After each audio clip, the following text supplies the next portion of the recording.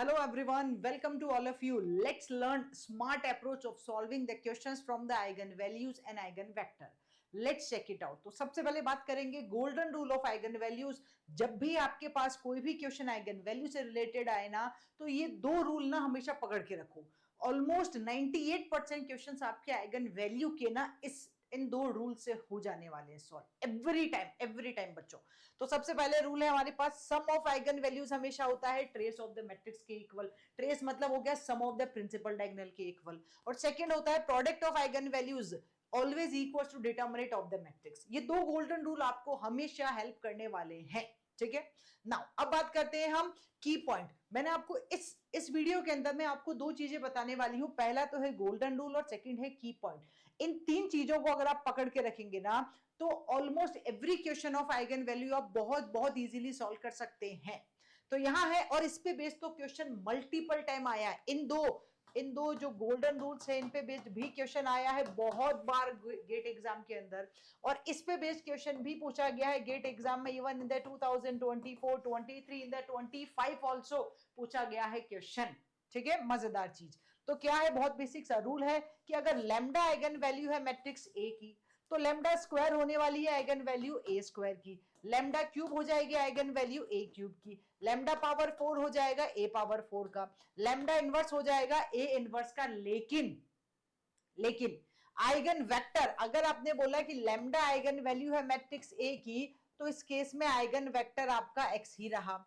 Lambda square जब eigen value है ए square की, तब भी आपका आइगन वेक्टर एक्स ही रहेगा। एक्स को एक्स स्क्वायर नहीं बनाना है, एक्स क्यूब नहीं बनाना है, X will be X only, means eigen vector remain unchange, उसमें कोई चेंजेस नहीं आते हैं, ठीक है। लैम्डा क्यूब है तब भी एक्स रहेगा। अच्छा, मतलब लैम्डा इनवर्स है तब भी एक्स रहेगा? हाँ जी, सभी में एक्स रहेगा।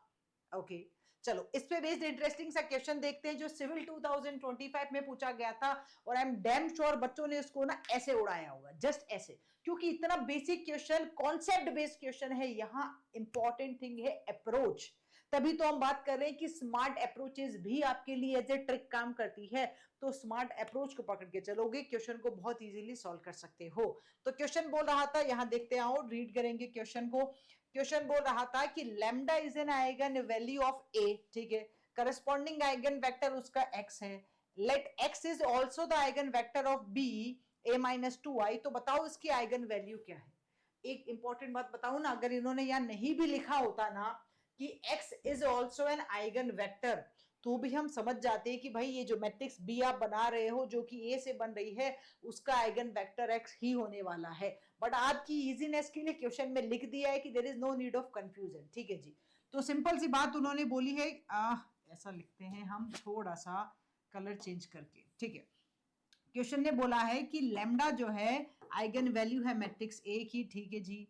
तो हमारे हिसाब से आप बोल रहे हैं लैम्डा स्क्वायर हो जाएगी आइगन वैल्यू किसकी, ए स्क्वायर की। आपने बोला ए माइनस 2i, तो क्या मैं डायरेक्टली लिख दूं कि लैम्डा माइनस 2 आइगन वैल्यू हो जाएगी ए माइनस 2i की? Yes exactly. अरे बाबा, यही तो हमारी प्रॉपर्टी है कि जब आप आइगन वैल्यू जो भी पावर आप ले रहे हैं मैट्रिक्स की, ए स्क्वायर ए क्यूब। अच्छा, इसका मतलब तो मैंने अगर बोला कि लैम्डा माइनस 5 है, तो लैम्डा माइनस 5 आइगन वैल्यू हो जाएगी ए माइनस 5 की। ओके, यहाँ लैम्डा स्क्वायर है तो यहाँ भी ए स्क्वायर बना लो, ए स्क्वायर माइनस 5i बना सकते हो। तो दिस सिंपल बेसिक कॉन्सेप्ट की हेल्प से हम इस क्वेश्चन को सॉल्व कर सकते थे। इसका आंसर आ जाएगा आपका लैम्डा माइनस 2, जो कि बहुत इजीली हम आइडेंटिफाई कर सकते हैं, ठीक है।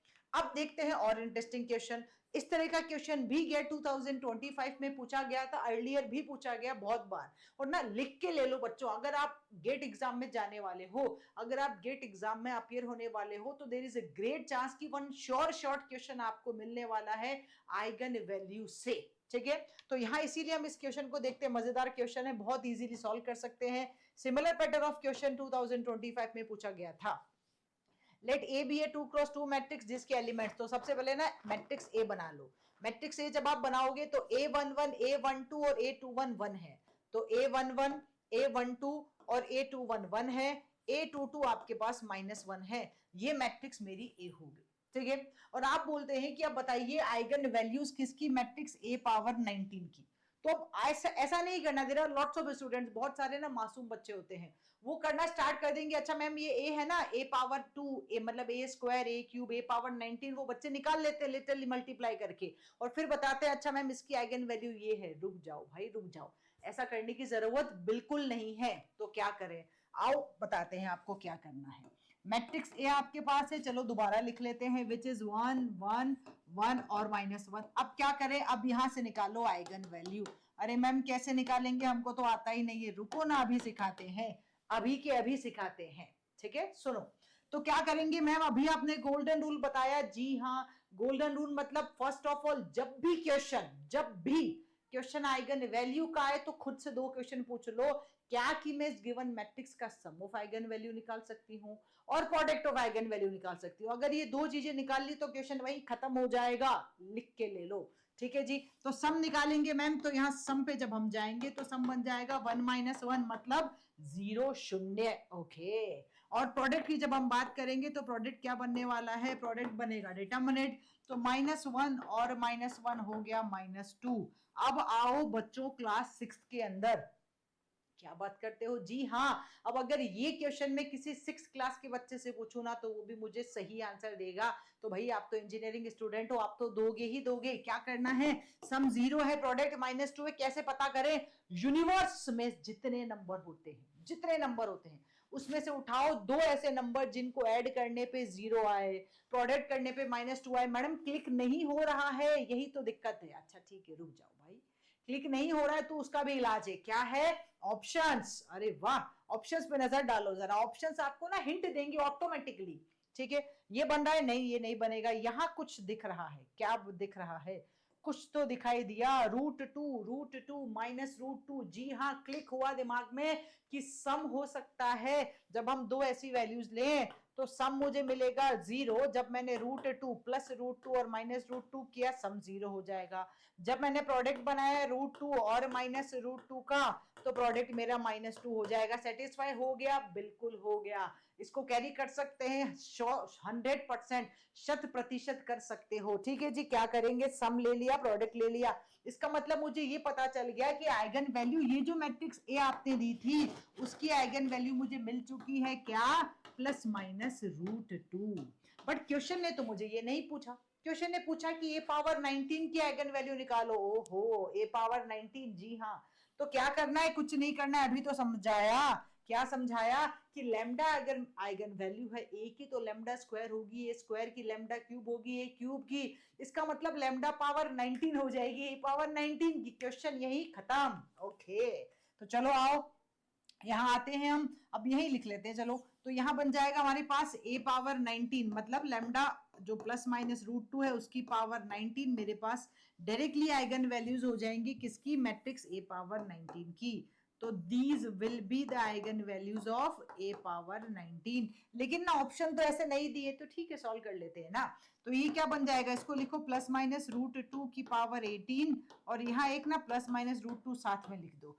तो ±√2 की पावर 18 का मतलब हो जाएगा बच्चों 2 की पावर 9 ±2 की पावर 9। ठीक है, तो 2 पावर 9 मतलब 512, ये रहा ऑप्शन। और साथ में एक और आ रहा है, तो यहाँ लिख सकते हो 512 √2 और -512 √2, ये हुआ आपका आंसर, जो कि आपको ऑप्शन डी फॉर दिल्ली में क्लियर कट दिखाई दे रहा है। समझे बच्चों? ठीक है, आओ एक और इंटरेस्टिंग चीज दिखाते हैं, किसके लिए, आइगन वैल्यू के लिए। एक और क्वेश्चन पूछा गया था 2017 में, मैं एग्जांपल्स ले रही हूं, मतलब इस तरह के क्वेश्चन बहुत बार पूछे गए हैं। ये एक एक एग्जांपल मतलब एक एक पैटर्न मैंने लिया है, लेकिन जब आप प्रीवियस ईयर गेट क्वेश्चन देखोगे तो आपको ऑलमोस्ट 40 से 50% क्वेश्चन इन ही कॉन्सेप्ट पे बेस्ड मिलने वाले हैं। ठीक है, तो चलो, eigen values of the matrix ये रहा, ए हमारे पास मैट्रिक्स से आइगन वैल्यू पूछी है। तो अभी समझाया कि जब भी क्वेश्चन आइगन वैल्यू की बात करे या आइगन वैल्यू पूछे तो दो सवाल खुद से पूछो, क्या, सम ऑफ आइगन वैल्यू और प्रोडक्ट ऑफ आइगन वैल्यू। तो क्या मैं यहाँ पे सम निकाल सकती हूँ, बिल्कुल निकालेंगे भाई। सम बन जाएगा 1 + 5 + 5 जो कि हो गया 11। ठीक है जी, प्रोडक्ट के लिए होल्ड करते हैं, निकालेंगे लेकिन होल्ड करके निकालते हैं, क्योंकि यहाँ ना अब हम 50-50 लाइफलाइन लगाने वाले हैं। कैसे लगाएंगे देखो जरा, आपने बोला सम 11 है, फर्स्ट ऑप्शन उठाओ, क्या ये आपको सम 11 दे रहा है? नो मैम, दिस इज तो 11 माइनस 1 10 दे रहा है, छोड़ दो, हटा दो, तुरंत छोड़ दो। ये सम 11 दे रहा है, हाँ ये दे रहा है, ठीक है, इसको रखते हैं, रखेंगे। अब क्या ये ऑप्शन दे रहा है? मैम समझ में नहीं आ रहा है, तो लिख के देखो भाई, -5 प्लस -6 आयोटा और -5 -6 आयोटा, -6 आयोटा प्लस 6 आयोटा तो गया, लेकिन ये -5 और 1 है, 11 दे रहा है, नहीं दे रहा है। तो मैंने ना तुरंत क्वेश्चन को देखा, सम लिखा और 50-50 लाइफलाइन लगा ली। 4 में से 2 गलत आंसर तुरंत से मेरी स्क्रीन से हट गए, कंप्यूटर जी ने हटा दिए, ठीक है जी।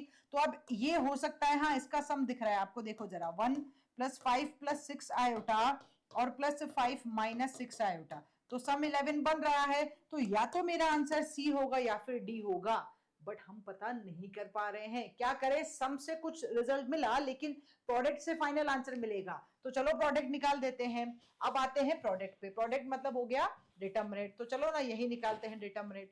जब हम डिटरमिनेंट निकालेंगे इसका, तो यहां बन जाएगा 1 के रेस्पेक्ट में 25 माइनस माइनस प्लस 36। एक्चुअली ना यही मेरा आंसर आ गया, कैसे अभी समझाती हूँ, ठीक है। फिर -1 के रेस्पेक्ट में निकालोगे तो 0 आएगा, +5 के रेस्पेक्ट में निकालोगे तो 0 आएगा, तो इसको छोड़ दो। ये जो कुछ भी है, ये जो कुछ भी है, ये 25 प्लस समथिंग है।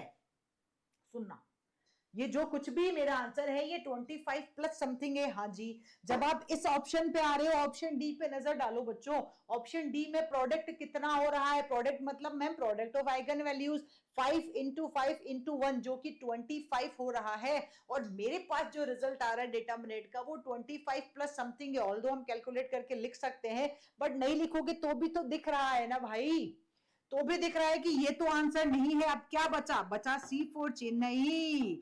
तो भाई आपका आंसर हो गया C4 चेन्नई 1। 5 + 6 आयोटा, 5 - 6 आयोटा अगर आपको लिखना है तो लिख लीजिए। यहां जब आप एडिशन करेंगे तो ये हो गया 1 और ये हो गया 6, तो 61 आ जाएगा, बट इसकी रिक्वायरमेंट नहीं है, ठीक है। तो इतने स्मार्ट तरीके से हम क्वेश्चन को सॉल्व कर सकते हैं। और स्मार्टनेस ना एक दिन में नहीं आएगी, स्मार्टनेस ना प्रैक्टिस करने से आएगी। और ये स्मार्ट अप्रोचेस आपकी हेल्प करेंगी आपके क्वेश्चन को बहुत बहुत इजीली सॉल्व करने में। जहां आप गेट एग्जाम में किसी क्वेश्चन को देखेंगे, with in few seconds, 20 second में क्वेश्चन खत्म करके आगे बढ़ सकते हो, इस तरह की अप्रोचेस को अगर आपने सीख लिया तो, ठीक है। तो और ट्रिक्स और अप्रोचेस और स्मार्ट अप्रोचेस के लिए चैनल को सब्सक्राइब कर लीजिए। Keep learning, keep sharing. Thank you.